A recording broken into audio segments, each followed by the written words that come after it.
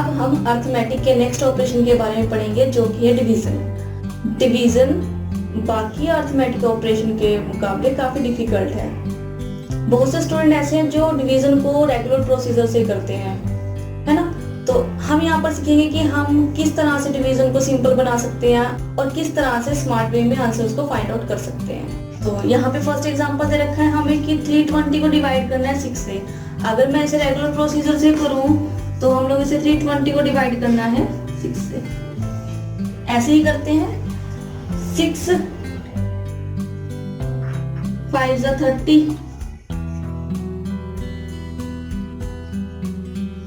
0 नीचे आ जाएगी। 6 3 18, 2 रिमाइंडर बच गया अगेन।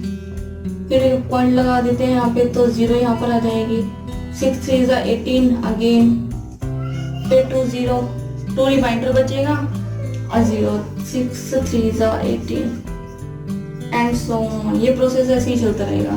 तो जो हमारे पास फाइनल आंसर आया है इसे डिवाइड करके, ये है 53.33। यहाँ हम कह देंगे 53.3 बार। आंसर्स ठीक आया हमारे पास, लेकिन जो मेथड है ना बड़ा लेंथी है। तो इसे टाइम टेकिंग प्रोसेस है, टाइम टेकिंग है, पेपर वर्क है, ये बहुत सारा। हम इसे इस तरह से नहीं करने वाले। तो हम क्यों ना इस क्वेश्चन को सिंपल बना ले, है ना, और इसे सिंपल वे से कर ले। हम इस डिवीजन को एक मेथड से और कर सकते हैं, जो कि कैंसिलेशन मेथड होता है। 2 3 6, 2 1 2, 2 6 12, 0। अब अगर हम इसे 3 से डिवाइड करें तो 3 5 15, 3 3 9, तो 1 बचा है। यहाँ पे 1/3 होता है 0.33। तो जो हमारे पास फाइनल आंसर है 53.33 है। लेकिन ये भी लेंथी प्रोसेस है, ठीक है ना। तो हम इसे सिंपल वे से करके देख लेते हैं। अभी तक हमने स्प्लिट एंड मर्ज की टेक्निक पढ़ी, जो कि हमने एडिशन में, सब्ट्रैक्शन में, मल्टीप्लिकेशन में यूज करी थी। बड़ी इंपॉर्टेंट टेक्निक है वो, वही हम डिवीजन में भी अप्लाई करेंगे। और स्प्लिट एंड मर्ज एक ऐसी टेक्निक है जो सभी के सभी अर्थमेटिक ऑपरेशन में यूज होती है। तो यहाँ पर जो हमारे पास क्वेश्चन दिया गया वो है 320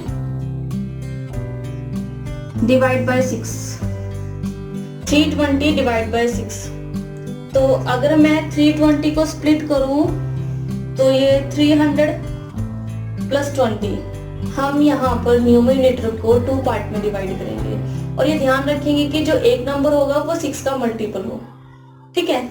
तो 6 का मल्टीपल अगर यहाँ देखें तो 30, 3 5 30। तो जो एक नंबर रहेगा वो 300 रहेगा और दूसरा 320। तो अगर मैं इसे ब्रेक करूँ तो ये 300 प्लस 20, ठीक है।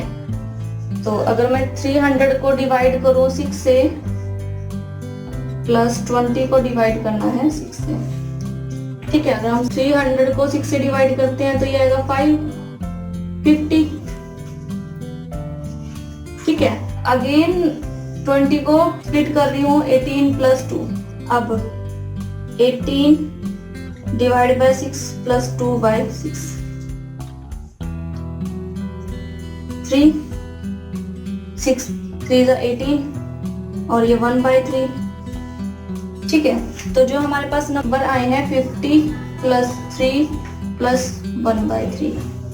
50 प्लस 3 53 प्लस 1/3। 1/3 हमें पता है 0.33 होता है। तो हम इन सबको ऐड कर दे तो हमारे पास आंसर आएगा 53.33।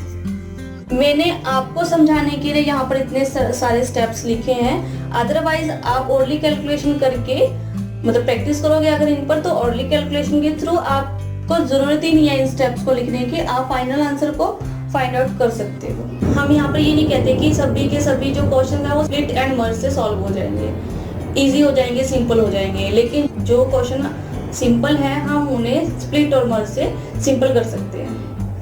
नेक्स्ट क्वेश्चन है यहाँ पे 1008 को 18 से डिवाइड करना है। 1008 अगर मैं इसे स्प्लिट करूं तो 900 प्लस 108, 900 प्लस 108। 918 का मल्टीपल है। 900 को 18 से डिवाइड करें तो हमारे पास आएगा 50 प्लस 108 को 18 से डिवाइड करते हैं तो 18 6 108 6। तो हमारे पास फाइनल आंसर आया यहाँ पे 56। देखा हमने, मैंने बिना स्टेप्स को लिखे ही यहाँ पर आंसर्स को डायरेक्ट निकाल दिया। अगर आप इतने स्मार्ट हो चुके हो कि आप फैक्टर्स को और लिख कैलकुलेट कर सकते हैं, तो आप इन फैक्टर्स को भी अवॉइड कीजिए और डायरेक्ट आंसर को ही फाइंड आउट कर लीजिए।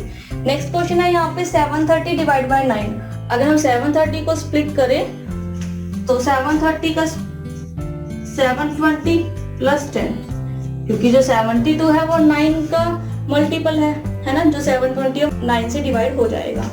तो 720 divide by 9 80 plus 10 by 9, 80 plus 10 divide by 9, तो 80 प्लस 1.11। तो हमारे पास जो फाइनल आंसर आया वो 81.11। नेक्स्ट क्वेश्चन है हमारे पास यहाँ पे 1489 को डिवाइड करना है 13 से।